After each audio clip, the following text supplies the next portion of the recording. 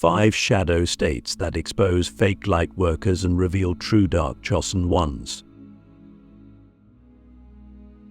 There's a reason this video will find the right people at the exact right time. Because what we're about to explore is not meant to entertain, it's meant to disrupt. Not in a chaotic way, but in a soul awakening kind of way. I'm not here to tell you what you want to hear. I'm here to speak into that quiet inner voice you've been ignoring. You know the one. The voice that whispers when you're alone, when the noise dies down, when the lights fade and the masks fall.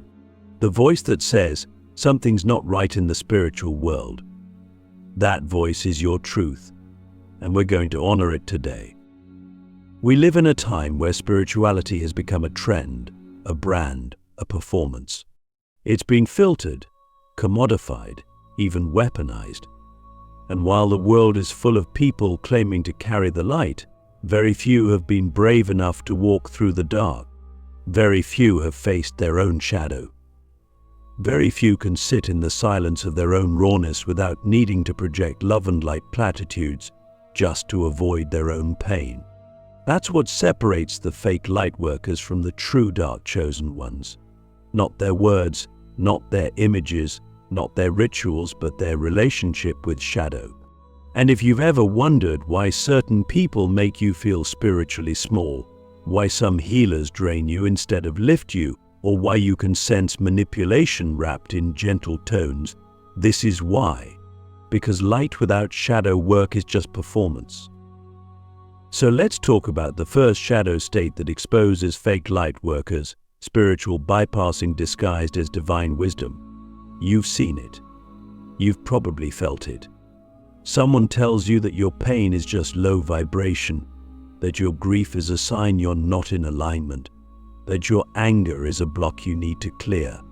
But here's the truth, your emotions aren't blocks. They're gateways. Gateways to your root, your rage, your truth, your history, your power. The fake light worker will tell you to love and light your way out of discomfort. But the dark chosen one, we go into it, we sit with it, we listen, we let the pain speak. Because we know that truth doesn't always come with a smile. Sometimes it comes with a scream. And that scream is sacred. Click subscribe to this channel to get more profound spiritual lesson. The second shadow state is ego dressed as enlightenment. This one is subtle. It's the light worker who constantly talks about high vibrations, but only associates with people who look, talk, or believe like they do. It's the person who says they're non-judgmental, but immediately dismisses anything that threatens their worldview. Ego in the spiritual world doesn't always look like arrogance, it often looks like superiority. And that superiority is a mask to cover the insecurity of someone who hasn't yet faced their inner darkness. True enlightenment doesn't separate, it unifies. It doesn't inflate, it humbles. A true dark chosen one will never claim to be the highest in the room. Will be the one sitting in the corner, watching everything, saying nothing until truth needs to be spoken. The third shadow state is false light that avoids sacred rage. This one hits hard. We've been conditioned to believe that anger is toxic, that rage is dangerous, that expressing sacred fury somehow means we're unevolved. But what if I told you that your rage is holy? What if I told you that your anger is the immune system of your spirit, alerting you when a boundary has been crossed, when a lie is being lived, when a system is built on your silence? Fake light workers will shame your rage, tell you to meditate it away. But we, the dark chosen ones, we honor it. We don't lash out, but we listen. We channel it into truth, into action, into protection. Because sacred rage is not destruction, it's clarity. And here's where things get even deeper. The fourth shadow state is emotional manipulation disguised as healing. This one is dangerous, and it's more common than you think. You've probably experienced it. You go to someone for healing, and instead of feeling empowered, you leave feeling dependent. Instead of feeling seen, you feel judged. They tell you your intuition is off, that you're not ready for higher truths, that you need them to access your next level. That is not healing. That is control. And it's a control rooted in their own unhealed wounds. True healers don't create dependency, they create sovereignty. A true dark chosen one doesn't need followers. We want leaders. We want you to remember your own power, even if it means you outgrow us. That's how you know it's real. And finally, the fifth shadow state, the one that reveals everything, is performative compassion with no energetic integrity. This is when someone speaks in soft tones, uses all the right words, but their energy feels off. You can't explain it at first, but something in you tightens. Your body contracts. Your intuition whispers, this is not what it seems. That's because energy never lies. A fake light worker will say all the right things but operate from a place of subtle control, superiority, or avoidance. A dark chosen one. We don't always sound sweet, but we feel real. We carry weight. We carry presence. Because we've earned it. We've walked through our own hell and came back not with a script, but with substance. So here's my question to you, and I want you to sit with it in silence. Who are you becoming? A polished projection of spiritual performance? Or a raw, real, rooted embodiment of divine integration? Because if you're ready to drop the mask, if you're ready to stop pretending that light is always soft and shadow is always bad, then you're already walking the path of the dark chosen, and what comes next will change everything. The fire beneath the mask, how true power is forged in inner alchemy, not outer performance. There's a sacred fire that lives inside you.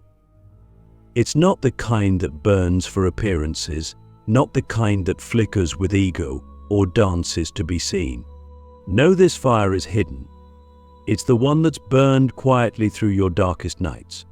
It's the one that stayed lit when you were falling apart, when no one was watching, when no one was validating you or clapping for your growth. That fire is the core of your power. And it's not forged in performance. It's forged in alchemy. In what you do with your pain when no one is looking. In how you transmute your shadow into sovereignty. In how you turn rejection into redirection and grief into gold.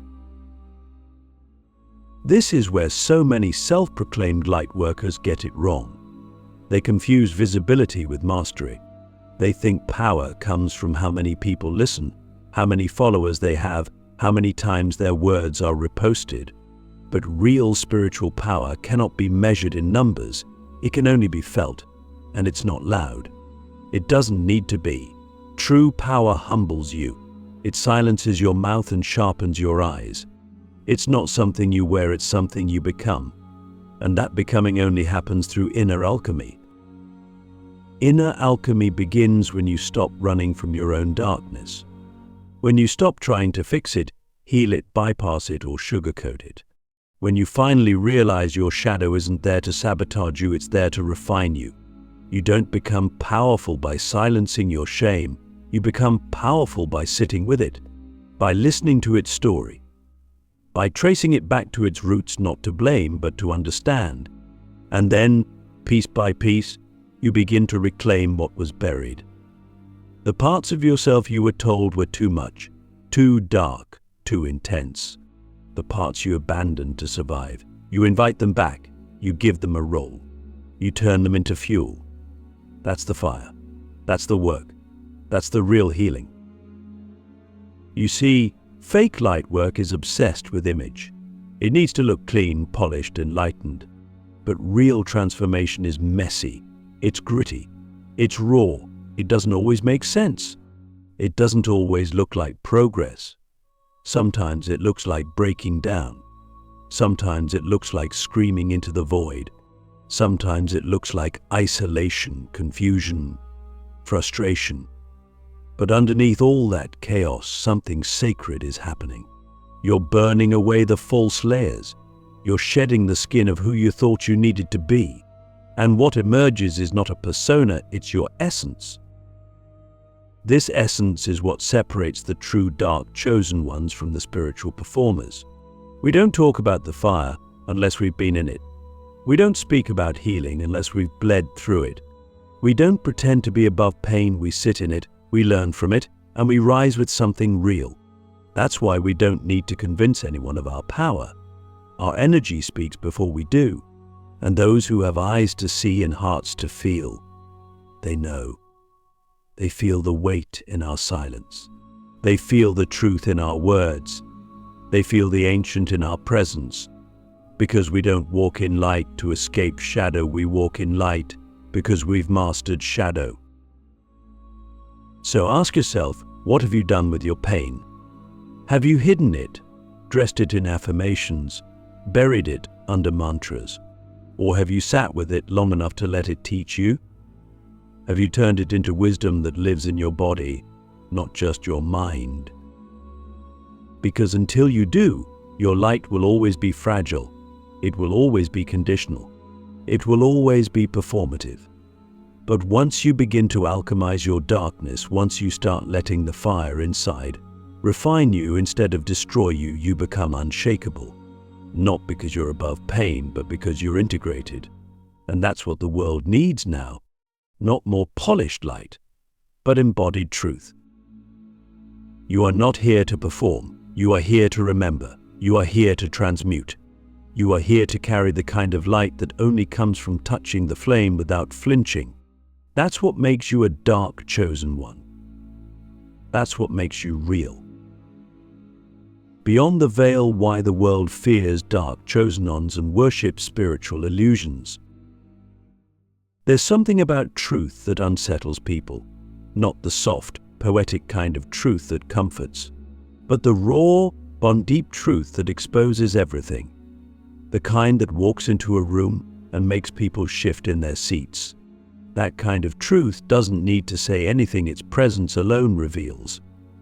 That's what happens when a dark chosen one enters the space, not because we're trying to intimidate, but because we can't be ignored. Our energy is encoded with frequency, and frequency is the one thing that cannot be faked. It's either there or it's not. And when it is, the illusions start to crack. This is why the world fears us. It's not because we're dark in the destructive sense. It's because we carry the kind of darkness that has clarity, depth, and memory. We are reminders of what others have tried to forget.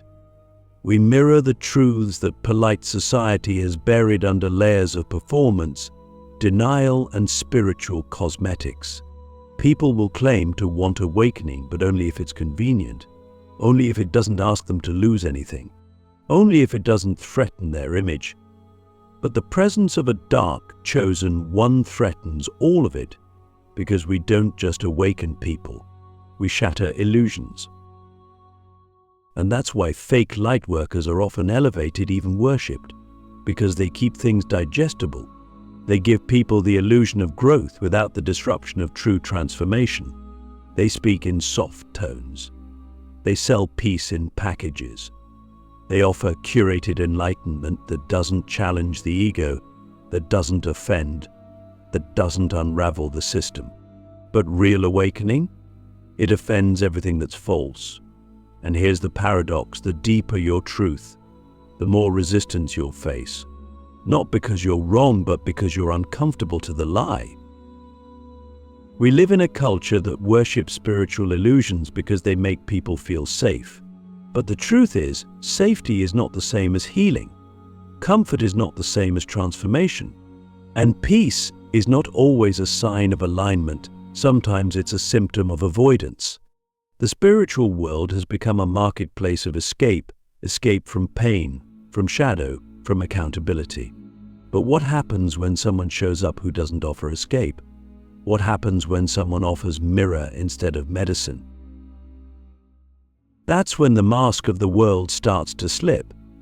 That's when people start calling you too intense, too dark, too much. But what they really mean is, you see me too clearly, and I'm not ready to see myself.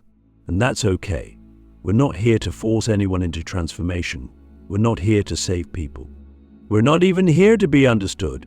We're here to hold the line of truth. We're here to remember what cannot be sold. We're here to embody the codes of awakening, even if no one claps, even if they call us villains, even if we walk alone. And that's where your true power starts to rise, when you stop waiting for the world to approve of your darkness. When you stop trying to soften your truth to make it more palatable. When you realize that your presence alone is an initiation for others. You don't need to explain it. You don't need to justify it. You live it. You walk it. You be it. And the right ones will feel it not in their minds, but in their bones. Because truth doesn't just resonate, it remembers. So ask yourself this, and ask from your soul, not your conditioning. What illusions are you still protecting? What truths are you still hiding because you're afraid of how the world will respond? Who would you be if you stopped trying to be palatable and started being real? Because that's what the veil is. It's not some mystical fabric separating realms. It's the space between who you are and who you pretend to be. And the moment you tear it down, the light that shines from your darkness will be undeniable. Not because you forced it, but because you finally stopped dimming it. They won't understand you. That's the point. You're not here to be understood. You're here to be remembered by those who forgot themselves. And when they meet you, they'll either run from you or awaken. Either way, your presence did its job. The return of the unseen, how to walk as a dark chosen one in a world that profits from forgetting. There's a silent revolution happening not on stages, not in trending hashtags, not in the polished halls of New Age movements, but in the hearts of those who have been walking unseen for lifetimes. The dark chosen ones. The ones who never fit into the lightworker mold, who never felt at home in conventional spirituality, who never resonated with sweet affirmations, that ignored the raw ache of existence. We are the return of the unseen, not because we were never here, but because we were never recognized. And now we don't need recognition. We remember who we are. To walk as a dark chosen one in this world is not about rebellion for the sake of rebellion. It's about remembrance. It's about walking in alignment with a deeper spiritual law, one that isn't written in books or taught in most circles. It lives in the bones. It speaks through silence. It breathes through paradox. And it demands not perfection, but integration. This world profits off our forgetfulness. It feeds on our dissociation from truth, whether through endless consumption, shallow validation, or spiritual bypassing. Everything is designed to keep us disconnected from the real work. But the dark chosen ones were born with a fracture that never fully closed. And through that fracture, something ancient speaks. We were never meant to blend in. That ache you've carried your whole life, it wasn't failure. It was initiation. That sense of not belonging, it wasn't a punishment. It was protection.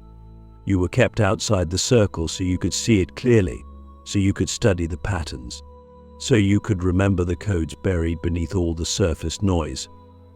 And now that you've walked through your own underworld, now that you've faced the mirror and didn't look away, you're being asked to emerge, not to convert others, not to fix anyone, but to embody a frequency the world has forgotten. And here's the truth most won't say out loud: walking this path is lonely. Not because something is wrong with you, but because so few are willing to see the world through unfiltered eyes. You'll feel the weight of things others ignore. You'll sense the distortion behind the performance. You'll feel the pull to call out the lie, but also the wisdom to know when silence is more powerful. You'll learn to speak only when your words are medicine, not reaction. You'll become a master of energy, not appearance. And in that mastery, you reclaim your sovereignty. So how do we walk in a world that profits from forgetting? We walk as reminders. We don't preach, we embody. We don't demand, they feel. We don't chase, we attract through resonance. We protect our peace, like the sacred altar it is. We stop explaining ourselves to those who are committed to misunderstanding us. We stop shrinking to fit narratives that were never made for us. And instead, we build our own temples not of stone, but of frequency, of truth, of presence. This is the return of the unseen, the rise of those who never needed a spotlight to carry light, the ones who know that shadow is not the enemy, it's the womb of power, the ones who stopped waiting for permission and started walking as portals. Every step we take shakes the old grids. Every truth we speak breaks ancestral chains. Every time we choose authenticity over approval, we help someone else do the same. That's our ripple. That's our legacy. So now I leave you with one final question, not to answer with words, but with your life. Will you walk as who you truly are, even if no one claps, even if no one follows, even if the path is quiet and wild and holy? Because if you do, then you're not just part of a movement. You are the movement. You are the return. You are the unseen, now remembered. You are the dark chosen, finally risen.